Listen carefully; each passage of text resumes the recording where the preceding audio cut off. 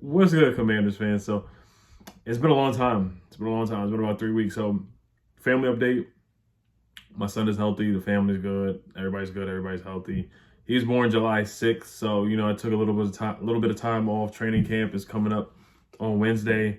I've been doing Locked On Wizards, but definitely got to get on my Commanders stuff, man. Got to get on my Commanders grind. So not too much has really happened, really player related, to be honest with you, after the Terry McLaurin extension. Nothing has really happened, but I do want to talk about Anthony Barr, the interest that they have in him. This reported from Darren Wolfson. We'll see if they pick him up or not. And then I want to say, before, I always do this before training camp starts, my roster evaluation, like who's going to make the roster, 53-man roster projecting, which wide receiver is going to make the roster, tight ends, running back, stuff like that. I'm going to try to do all positions before training camp starts. If not, I'll at least do the wide receivers and tight ends and running backs, at least do the offensive side of the football. So I will be. My wife got me tickets to the open practice, which is at FedEx Field. That's August 6th. That is Saturday night at 6:30. I know they did the same thing last year, so I won't be at training camp. I know it was a lottery and whatnot.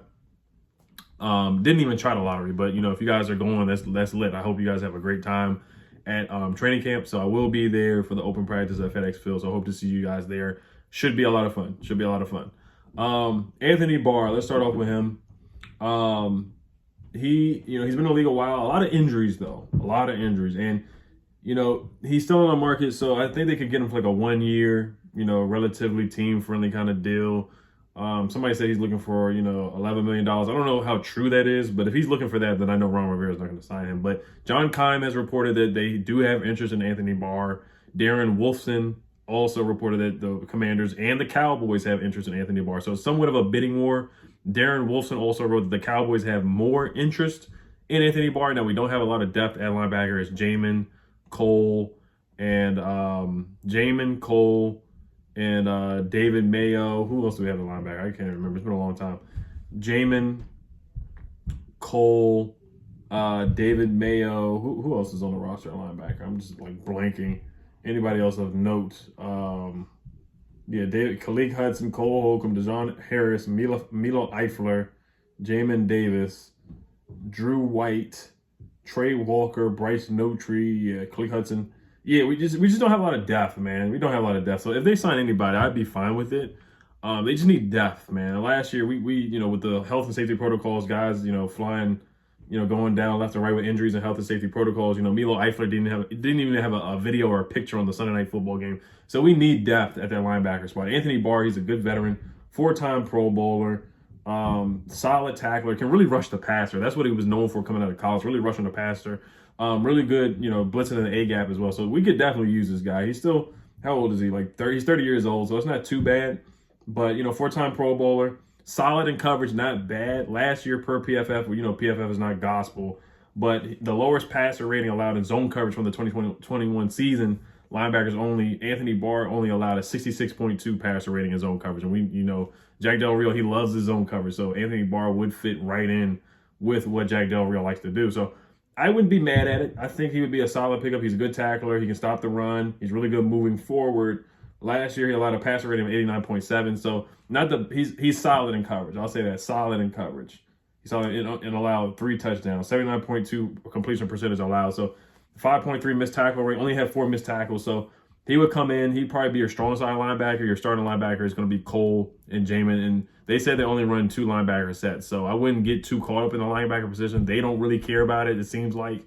But they definitely need some depth. They need some depth. And they need another veteran to help out Jamin and help out Cole Holcomb too. So I think he would be a good pickup. I think he would be a solid pickup. If they can get him for a relatively team-friendly deal. My gut is telling me that A.J. Klein, who used to play for the Panthers and used to play for the Bills, I think that's the guy that they probably will end up bringing in before training camp or during training camp, another linebacker. That's the guy I think they're going to bring in. So let's transition to the wide receivers. Which 5 or 6 guys I think are going to make the roster? I am happy that I saw Carson Wentz. We all saw Carson Wentz working out with Jahan, working out with Cam Sims, finally getting out to work out with Terry McLaurin, getting the chemistry down. I know Curtis Samuel wasn't there. Some people were up in arms about him not being there at an off-season voluntary workout that the guys organized themselves. I wouldn't get too caught up in it. I think De'Ami Brown wasn't there either. Dax Milne was there. We've heard all the craziness with Dax Milne and Zach Wilson, that crazy love triangle. I'm not going to get too much into that. But Dax Milne making some noise off the field. Hope he can make some noise on the field like he is off the field. But Dax was there. Who else was? I think that's all. Oh, Antonio Gibson was there too.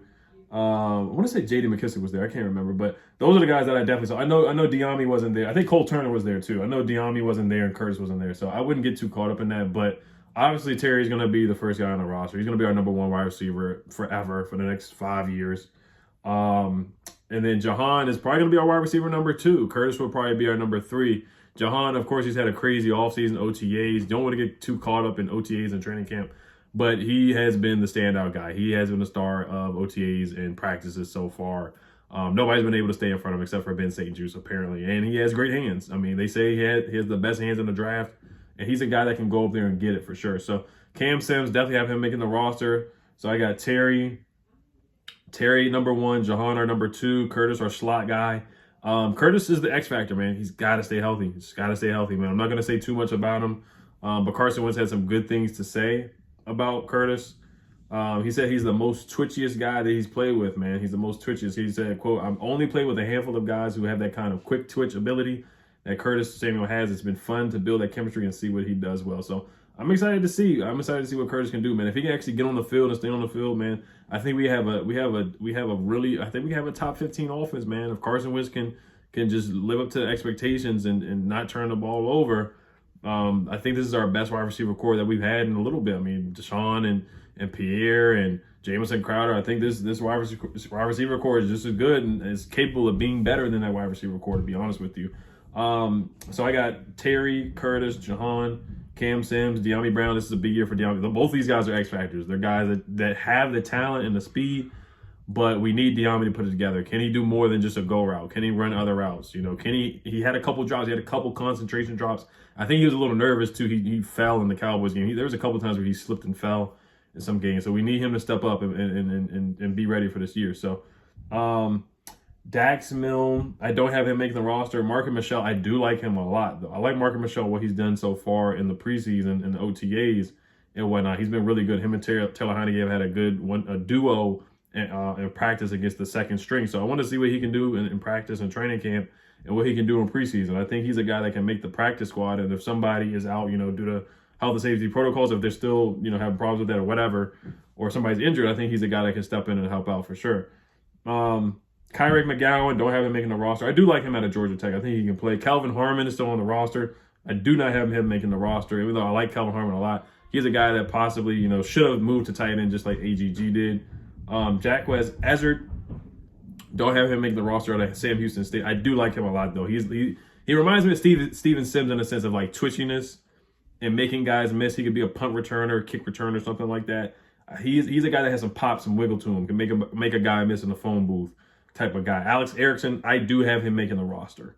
He's going to be our Adam Humphries replacement, our kick returner, somewhat of a third down guy, a chain mover or whatnot. But he's going to be the DeAndre Carter replacement as well, in my opinion. I think he's going to be a solid kick returner, solid wide receiver for the Washington Commanders for sure. So my 6, I have 6. I know last year I want to say we kept 7. I don't think it's really necessary to keep 7 guys. I mean, who your core is going to be with Terry, Jahan, and Curtis, and De'Ami and Cam. So that's the core that you really have right there. So I got, of course, Terry, Jahan, Curtis, Cam, Alex Erickson, and De'Ami Brown. Those are my 6 guys. But I have Marcus Michelle knocking on the door. I have Dax Milne knocking on the door, but just not making a roster. Dax Milne with that fumble against the Tampa Bay Buccaneers, that definitely left a sour taste in my mouth. So the wide receiver core definitely has improved this year. I know last year our second leading receiver was J.D. McKissick. I think this year our second leading receiver will definitely be Jahan Dotson. Terry, of course, is going to get 1,000 yards easily. I think he's the best wide receiver in the NFC East. And shout out to Madden. Haven't played Madden in years, but Terry has been named as a top 10 wide receiver. He's got a 91 overall. So EA, they know ball. They know football. So those are my 6 guys I got making the roster. You guys let me know who you think makes the roster should the Washington Commanders go after Anthony Barr. Also, I will be on Rio Robinson's channel. That's my guy. We'll be on his channel next Thursday at 9 o'clock. It's going to be me, Street Scores, Louie, and it's going to be me Rio. It's gonna be a Rio's channel. I'm getting old, man. It's gonna be Street, Louis, me, on Rio's channel. So it should be a good time. It's gonna be a good time. Commanders football right when training camp starts. So it's gonna be lit. All right, guys. Hail to the Commanders. Peace.